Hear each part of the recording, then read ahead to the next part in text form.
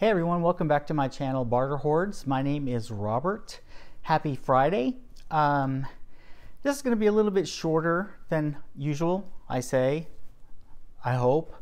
Because I didn't read as much as I usually do this week. I was planning to read 3 books this week. I only read 2.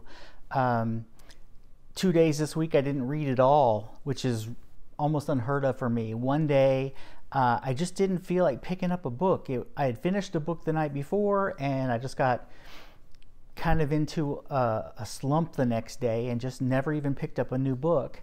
And then another day later in the week, I was gone all day and just didn't have time to read. So 2 days out of the last 7, I didn't touch a book, which is just unheard of for me. So hopefully I'm back on track. That's what I get for going towards the light, as Cohen puts it. I should be reading on the dark side, where I'm reading out of 3 different books at once. And so I think I may go back to the dark side for a cycle and see how that works for me. It's going to be a weird weekend too for me, because I'm out of town both tomorrow and Saturday visiting some friends in Charlotte.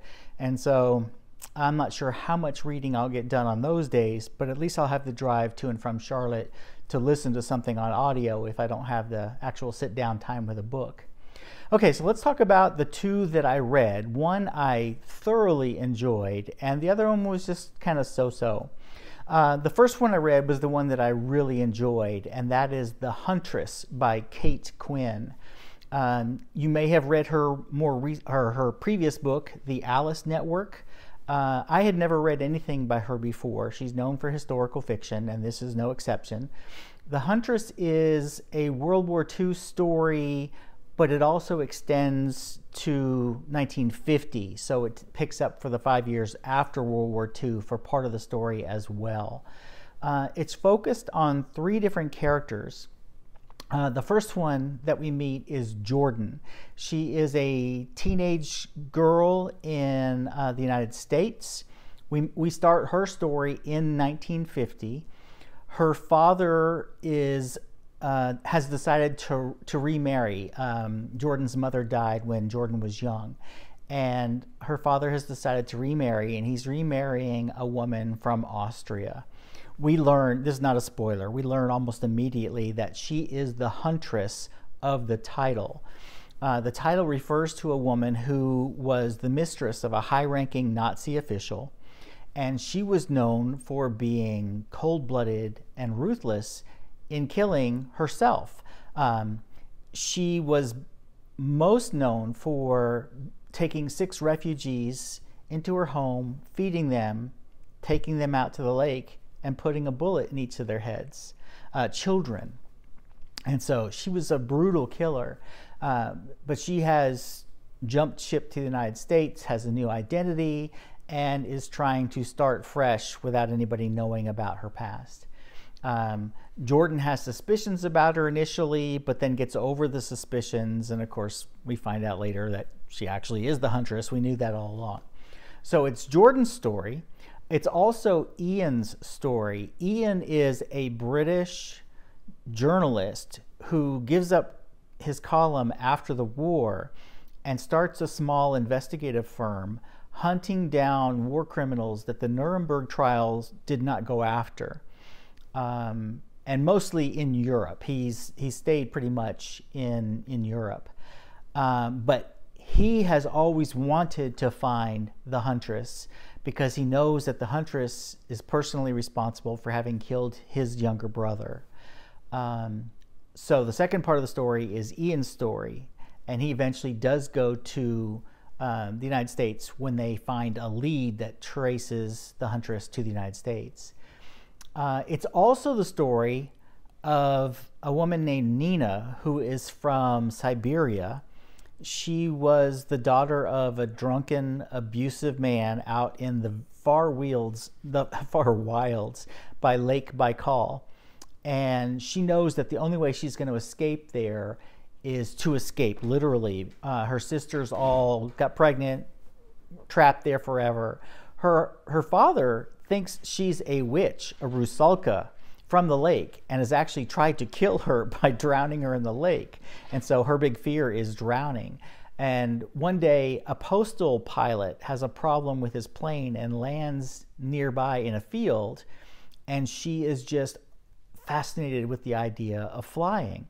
So she escapes and goes to learn how to fly, eventually becoming a navigator and a pilot, a bomber pilot for the Red Air Force in the war. She flew 616 bomber missions, an unheard of number. She also happens to be, and this is a spoiler, but only very early in the book spoiler, she also happens to be Ian's wife. They meet in really unusual circumstances after she has to leave Russia, and they get married. And they end up coming to the United States looking for the Huntress. And then the rest of the book is how these different storylines, Nina's story as a pilot in Russia, Ian's story, finding out about his brother, and then meeting Nina, and then Jordan's story, trying to make sense of her father's new wife, whom she doesn't 100% trust. And I just absolutely loved it. The storylines cross so many ways that you never really lose track of any of the main characters and a couple of minor characters.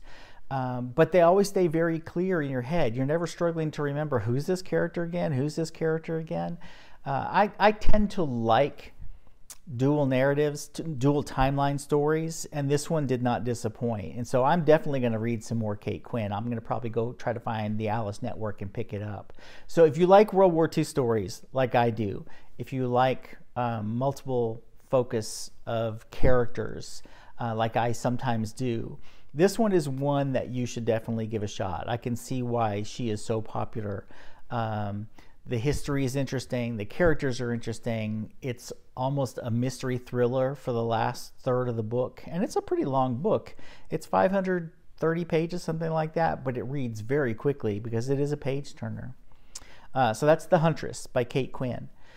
The second book that I read was one of the remaining 4 books I have for the original 48 titles in the BookTube Prize, and that was Everyone Knows You Go Home by Natalia Sylvester, a book from Little a division of Amazon Publishing. And this is also a dual timeline story set in the 1980s and then in the current decade. It's a story about immigration. It's a story about a family who in various stages has come across the border from Mexico and live in Texas. And it's the story of grief and secrets and love and family and redemption. There's a little element of the supernatural or magic realism, if you will. This happens right on the very first couple of pages of the book. The main character, Isabel, her father-in-law, Omar, who obviously is dead, his ghost appears to Isabel and her husband, Martin, on their wedding day in the limo on the way to the reception, which also happens to be the Day of the Dead, just by coincidence that year. And so she is one of the very few people that Omar, the ghost, can appear to, because most of the rest of his family has shut him out, and apparently he can only appear to people who are receptive to him appearing.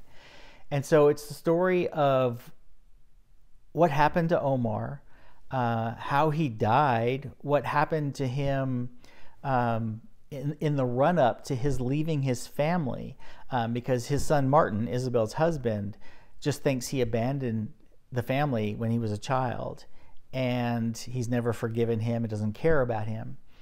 I love the immigrant story and the pain and the suffering and the miserable conditions people trying to make a better life for themselves here in America suffer under. That was just a wonderful story to tell.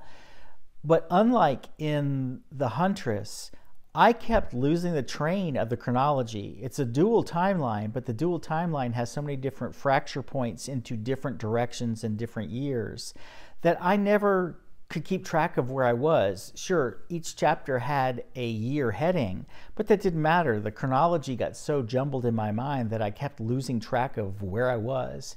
And there are also a lot of characters in here that are really minor characters that she spends a lot of time going down tangents with. And so for me, it wasn't as successful. And the last half of the book, I lost a little bit of interest because I just kept struggling to get back to the main story. And I am not the kind of reader, and I say this freely, I'm not the kind of reader who usually sees the twists coming, but I saw the twist coming in this book very early. There was one minor variation on the twist that I didn't see, but I could tell pretty early on what was going to be the twist regarding Omar. And sure enough, it was what I thought it was. And so the last 40 or 50 pages for me were a bit of an anticlimax as she's wrapping up what the twist was. So for me, this was a little bit less successful than The Huntress in terms of my enjoyment as a reader. So that's what I finished. I had intended to read this week The Garden of Evening Mists by Tan Tuan Eng. And it's the book I'm going to pick up next. But I didn't get it started yet, so I'll be starting that probably this afternoon. But I'm going to go back and pick up two other ones. Both of these are brand new releases this year. One is nonfiction, one is fiction. The nonfiction one is The Last Pirate of New York by Rich Cohen. And this is being marketed to people who liked the movie The Gangs of New York, which I absolutely was mesmerized by. Daniel Day-Lewis was just brilliant in that movie. And Boardwalk Empire, which I liked okay. But it's about a man, I forget his name, something Hicks. It's about a man who was either New York's last pirate or its first gangster or both. And it's about his position in the underworld and how the underworld reacts to him at the 5 points and at the start of the Gangs in New York, basically.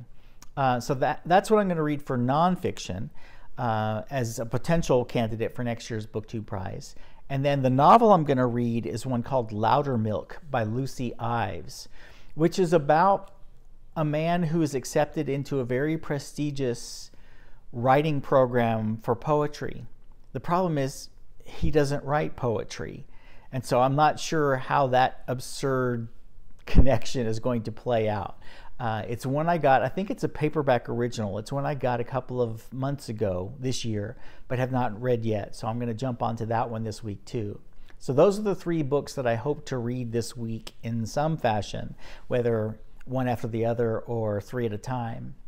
And that's pretty much it for me. For those of you who filled out the form for the BookTube Prize meetup, I do have reservations being arranged at a hotel. We have a venue for the various events that we're holding, and I will get an email to you shortly with those details once I get confirmation from the hotel and a link for you to reserve a room if that's what you wish to do.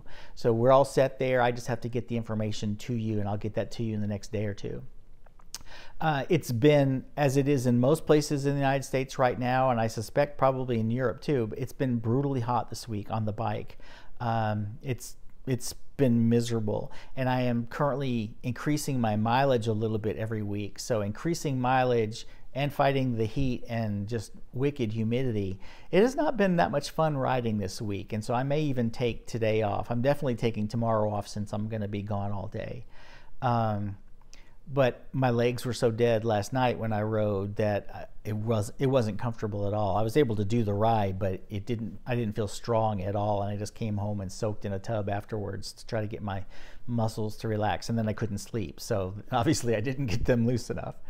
But I hope you're having a good week. I hope you have great weekend plans. Please stay safe in this heat, and I'll talk to you again soon, probably early next week. Bye, everybody.